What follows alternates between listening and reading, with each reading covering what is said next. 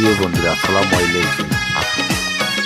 আপনাদের মাঝে যদি ভিডিওটা ভালো লাগে, লাইক এবং সাবস্ক্রাইব করে দিন। লাইক এবং শেয়ার করে সাবস্ক্রাইব করে দিন ভিডিওটা। ধন্যবাদ।